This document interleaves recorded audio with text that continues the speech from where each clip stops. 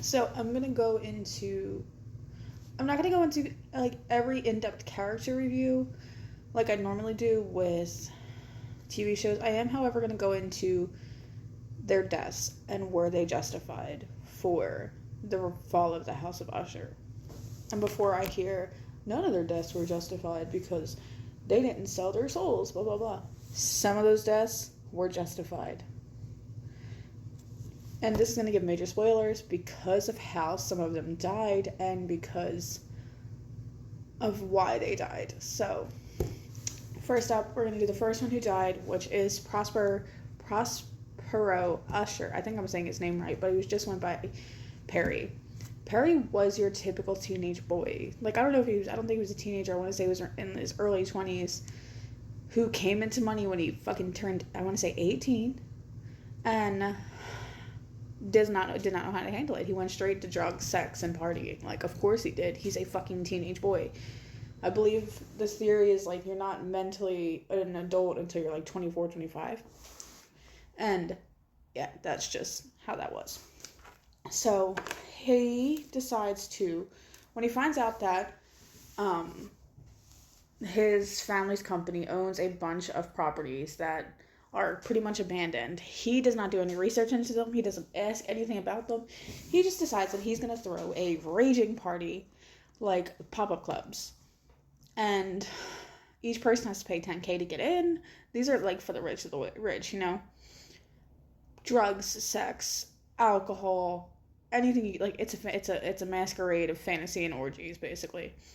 And then he had this big idea to have it rain down on the orgy, like, and yes, it's an orgy. It's supposed to be an orgy. Something leads him to go to his brother's house, Frederick, which is the oldest Usher son, played by Henry Thomas, because he's also in House of Usher, Haunting of Hill House, so that's why I just brought up his name. Oh my god, I can't breathe.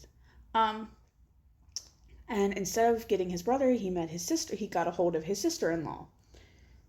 He flirts with her. He, like, is hitting on her, and she falls for it. He gives her a burner phone and says, I'm going to send, like, he's basically saying, I'm going to send you an invitation to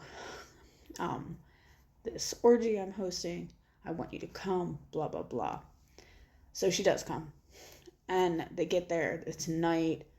She's very beautiful, puts on the masquerade mask, and you can tell, like, she's nervous to be there, but she wants to be there. And Perry, sorry, I got a pain in my boob. Perry, he just, I don't know, his death was not deserved, but it was just so brutal. Like, I think it was probably one of the, like, most twisted. So he had hooked up the sprinkler systems to these drums that were on the ceiling, or tanks that were on the roof. Turns out that his family's company has been pouring acidic chemicals in those drums because they didn't have anywhere else to put them, and they would get a huge fine from the city for having those chemicals and probably shut down. So to get rid of the chemicals, they stored them in these drums on top of abandoned warehouses that they had. And not checking if they were actually water, he hooked them up to the sprinklers, set off the sprinklers during the party, and every single person, including Perry, melted, in a sense. Their skin, their hair, their face, everything melted completely off. It was gruesome and gross. No, he did not deserve that death. His sister-in-law did not deserve to be mutilated that way. She's the only one who survived, which left her at the hands of her husband when she survived. But no, he did not deserve that death. He was just your honestly average teenage boy, and as far as not teenage, but like mid-20s boy, as far as I know, he didn't really do anything majorly disgusting, like no major crimes. But I don't think anyone deserves that death except for hardcore, disgusting criminals. Like, Frederick could have happily got that death. I'd have been happy if he got that death, honestly.